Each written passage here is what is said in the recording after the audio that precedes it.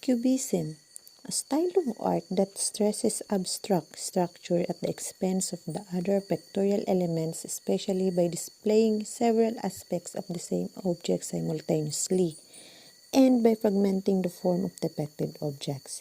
It is introduced by Picasso and Braque, in which objects are broken up to fragments and pattern of geometric structure.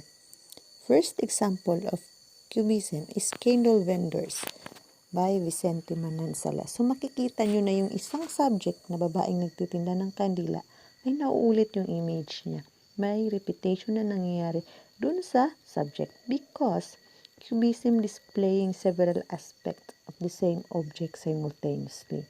So second example is The Girl with Mandolin by Pablo Picasso. So dito naman, ang unang manonotice mo ay yung mga shapes na halos nauulit lang din. It shows more cube-like structures that will emphasize a girl holding a mandolin.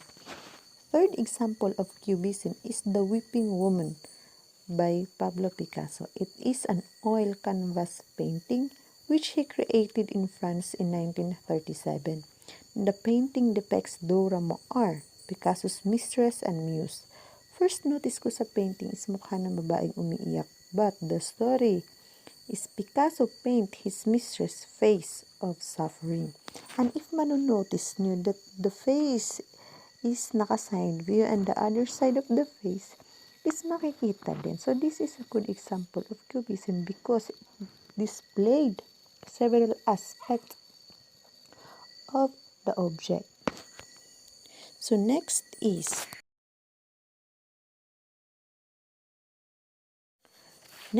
Futurism art. It is an artistic and social movement that originated in Italy in early 20th century. Futurism is emphasized dynamism, speed, technology, youth, violence, and objects such as the car, the airplane, and the industrial city. Futurism is focuses on technical progress of modern machine age, dynamism, speed, energy, vitality, and even change. Futurist painting used elements of neo-expressionism and cubism to create composition that expressed the idea of dynamism, the energy and movements of modern life. Futurism started by Filippo Tommaso Marinite. First example of Futurism is one of the Amber to Buscioni Futurism art.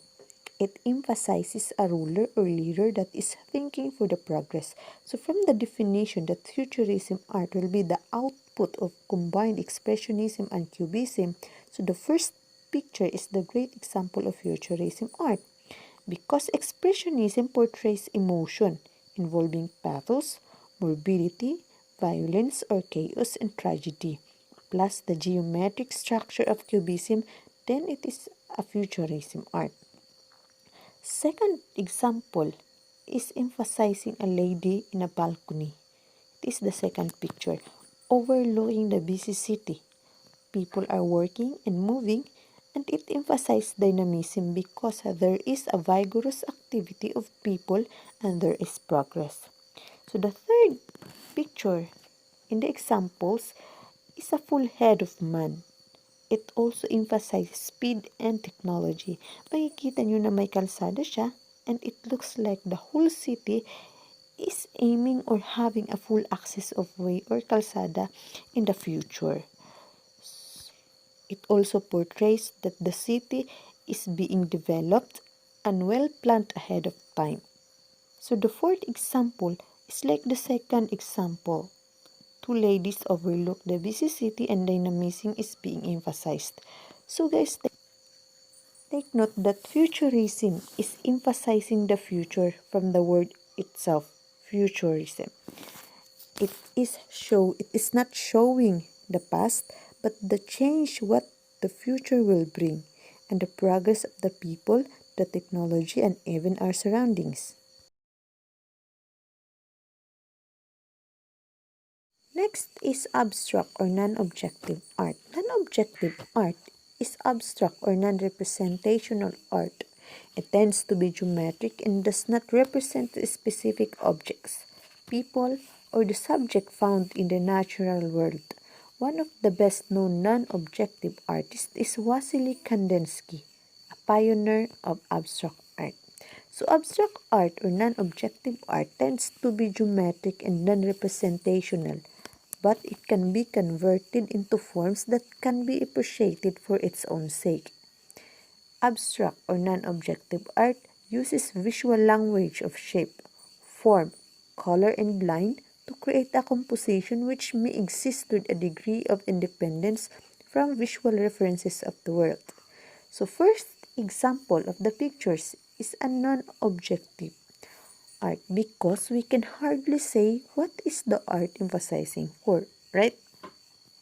The second example also is non-representational because it doesn't represent anything we normally see or we commonly see in our surroundings. It has only shape, it has only color and line, but it doesn't represent anything. It doesn't represents objects.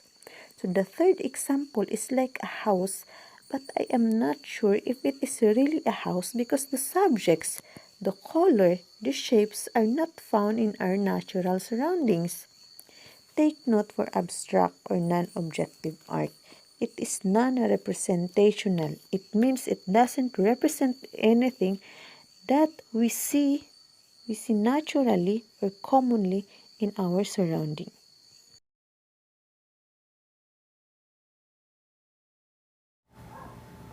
Dadaism. Dada was an art movement formed during the First World War in Zurich, in negative reaction to the honors and folly of the war. The art, poetry, and performance produced by Dada artists is often satirical and nonsensical in nature. Dada art is a movement. It is meant to intended of often.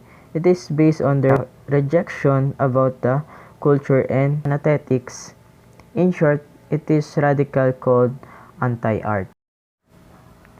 Here are the two examples of Dada art. The first art that you can see by made Ernst was a German painter, sculptor, graphic artist, and poet. And the second art that, as you can see, was made by Janko Marcel. In 1916, while studying architecture, he was among the founders of Dada in Zurich. The wooden and soldier picture virtually became a symbol of his work, and it's called the wooden soldier. Surrealism aimed to revolutionize human experience, rejecting a rational vision of life in favor of one that ascertained the value of unconscious and dreams.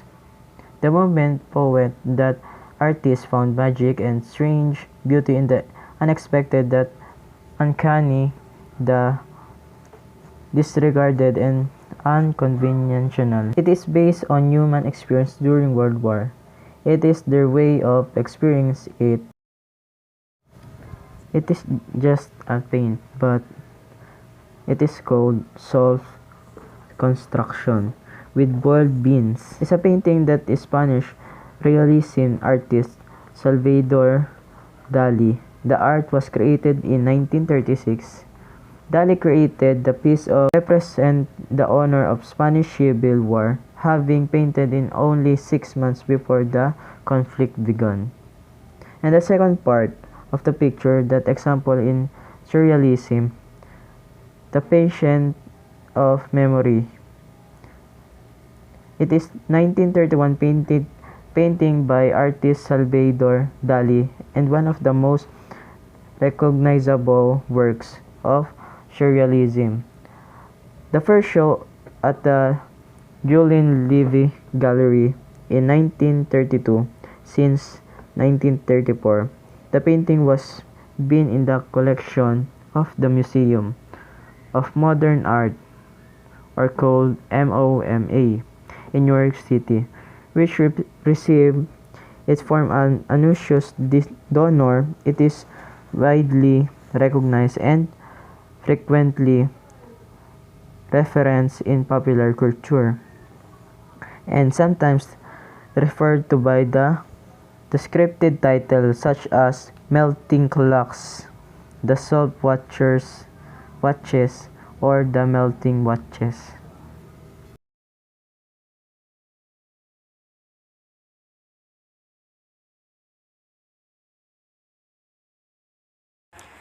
According to my interpretation of constructivism, it is the process through which we create our own knowledge rather than obtaining it. As a result, as a member of this community, we must explore, experience, and enhance our knowledge in order to pass on knowledge to others and show us how to be self-sufficient when you are making your own product or art. While focusing on your own, we need to practice creating this on our own. Just like painting, as a result, you are constructing your own concept and offering your own perspective on a particular topic.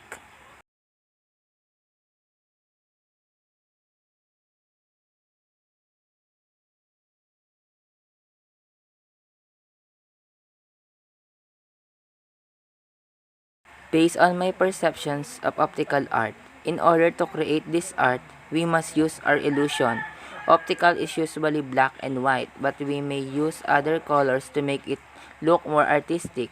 And if you want it to look like it's moving, you need to use pattern.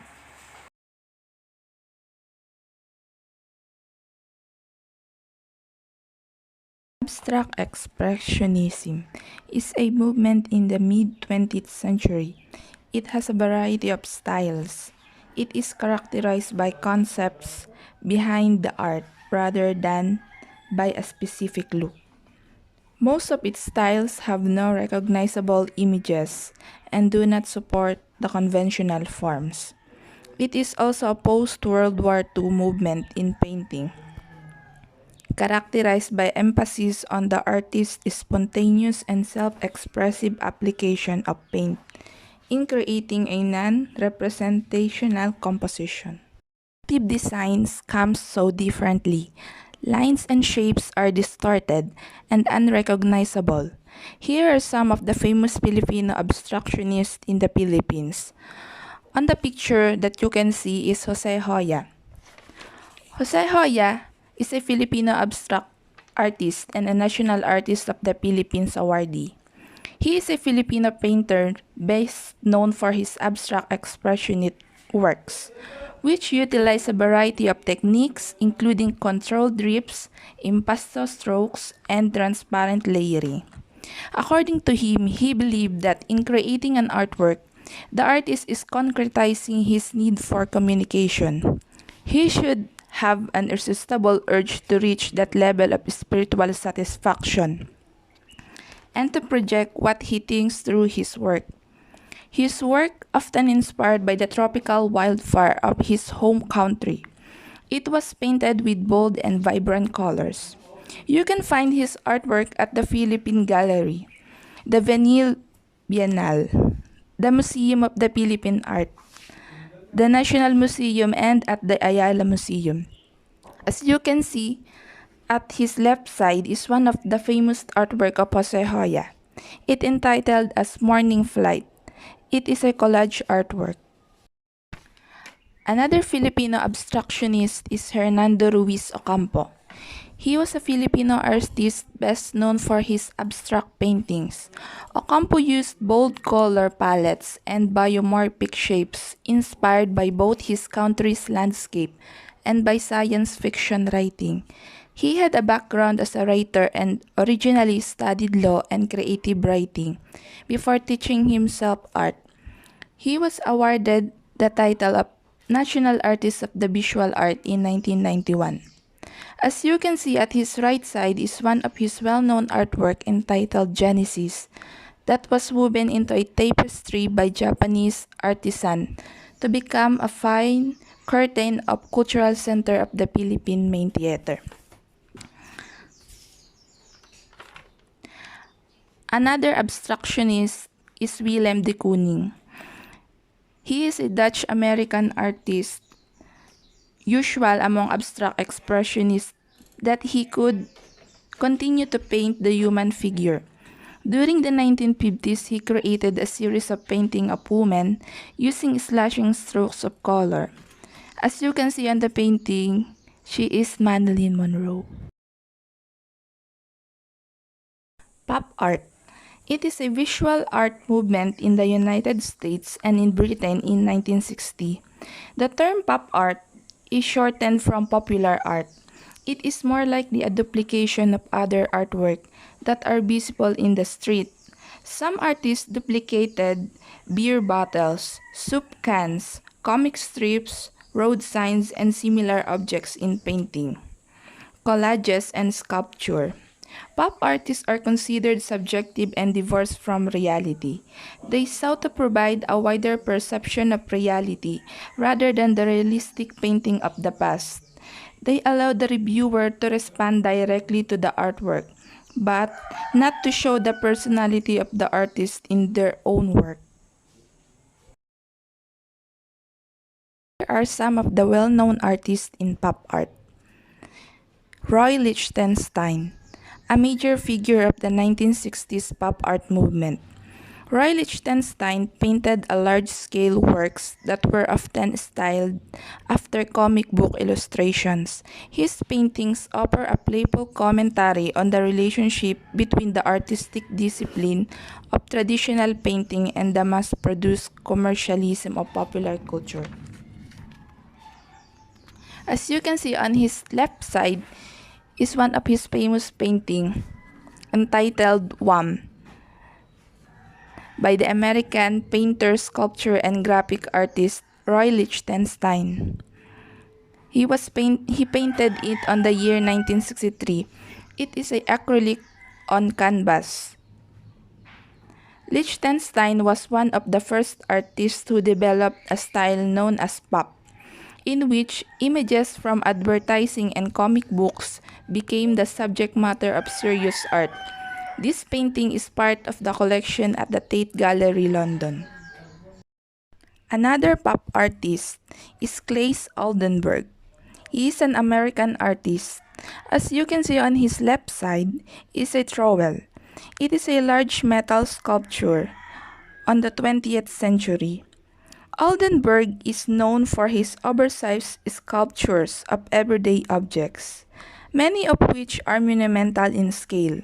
This piece is in the Sculpture Garden. You can find it at the Kroller-Müller Museum in Otterloo, the Netherlands.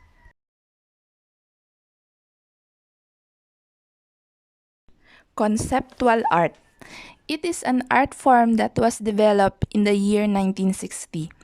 Conceptual artists like Sol LeWitt noted that criticism is no longer necessary because artists should write their own analysis of art. Conceptual art is based on an inquiry into the nature of art itself. The legacy of conceptual art is a belief that thought expressed in words can be art. It's conceptual, claiming that the artist's idea is more important than the physical work of art. Here are some of the famous conceptualists. As you can see on the picture is the American artist Sol LeWitt. Term his art conceptual, claiming that the artist's idea is more important than the physical work of art. Much of LeWitt's work involves mathematical permutations of simple elements, such as cubes, as you can see on the example on the left side. It entitles Two Open Modular Cubes, Half Up. It was created in the year 1972. It is a collection of the Tate Gallery, London, England. Another conceptualist, as you can see on the bottom left side, is Lawrence Weiner. He is an American conceptual artist. Weiner made art out of language.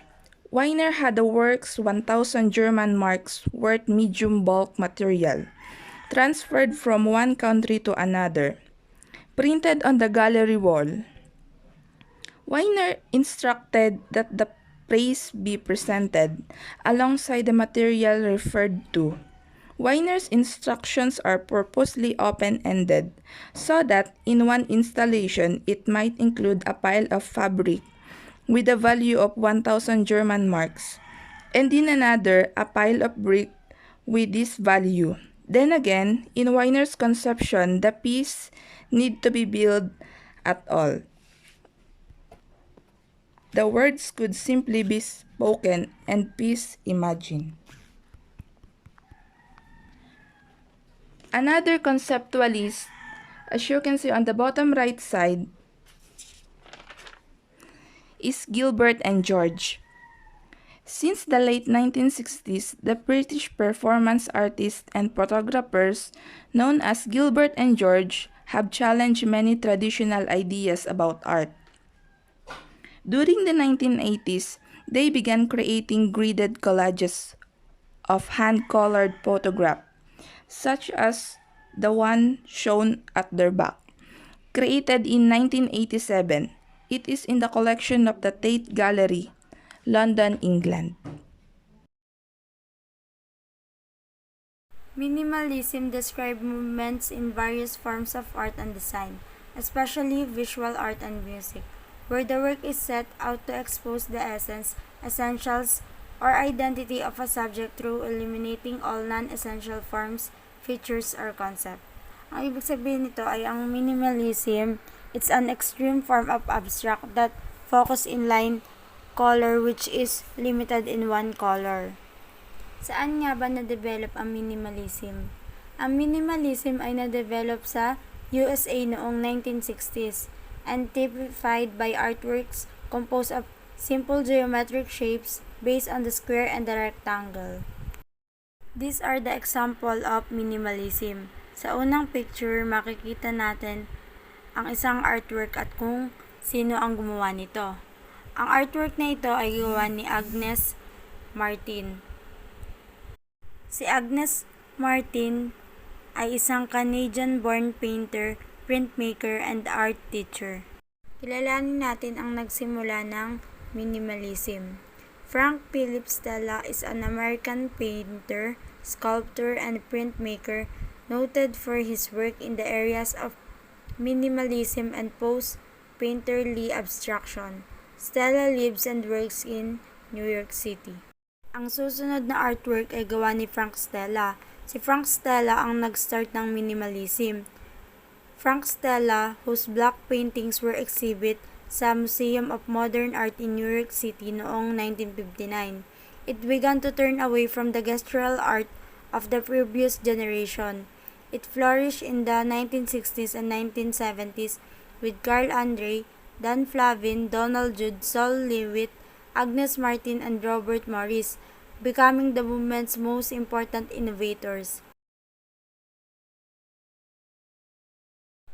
Photorealism is a genre of art that encompasses painting, drawing, and other graphic media, in which an artist studies a photograph and then attempts to reproduce the image as realistically as possible in another medium. Photorealism ang tawag sa gawa ng mga artist na binabase ang mga gawa nila sa mga graphic media at iba pa. Then they will make it realistic as possible. Photorealism, also referred to as surrealism, is a genre established by American author and art dealer Louis K. Maisel in 1969.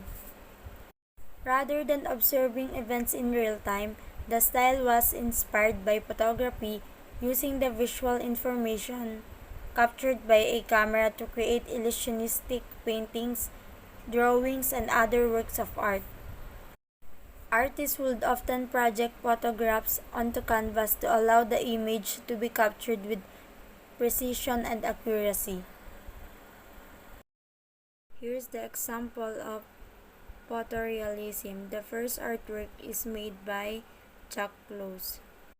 Chuck Close creates monumental portraits through exacting realism that utilize scale, color, and form. He is most recognized for his graded application that takes individual color squares to form a unified realistic image from afar. The second artwork is made by Charles Bell. Charles Bell was an American photorealist who depicted everyday subject matter in large grandiose format, he would enlarge ordinary objects like gumball machine and other instantly recognizable childhood toys to create large-scale. Installation art is an artistic genre of three-dimensional works that are often site-specific and designed to transform the perception of a space. Ibig sabihin, pinapakita dito ang pagkakaroon ng iba't ibang anggulo. It makes the viewer surprised because of its potential to transform into different views or angle. Installation art invariably refers to interior installed works. Exterior pieces are referred to as land art.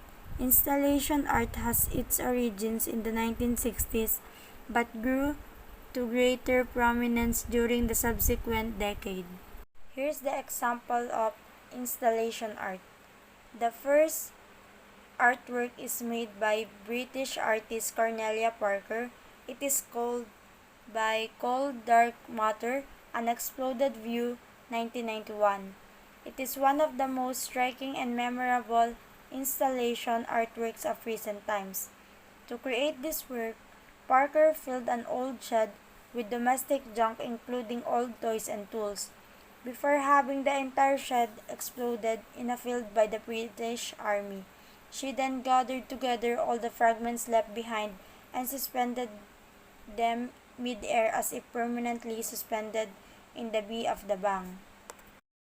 When set amidst eerie lighting, these once familiar items become abstracted and unrecognizable fragments, while the title Cold Dark Matter further emphasizes a sense of gothic mystery, referencing what Parker calls matter in the universe that hasn't yet been measured. The second artwork is made by German sculptor Joseph Beuys. The end of the 20th century, 1983 to 85. Just a year before he died, 31 hulking rocks of basalt rock were gathered together and strewn across the floor to create this installation art, each with its own unique sense of history, weight, and character. Into each rock, Joseph drilled away a cylindrical hole in which he stuffed clay and felt. He then polished and reattached the drilled away pieces, leaving only the slightest trace of his artistic intervention in each one. In doing so, he collapsed together old, new, natural, man-made, and different repetition. Joseph also referred the dawn of a new century still weighed down by history as heavy as his basalt rocks, commenting, "This is the end of the 20th century. This is the old world on which I press the stamp of the new world."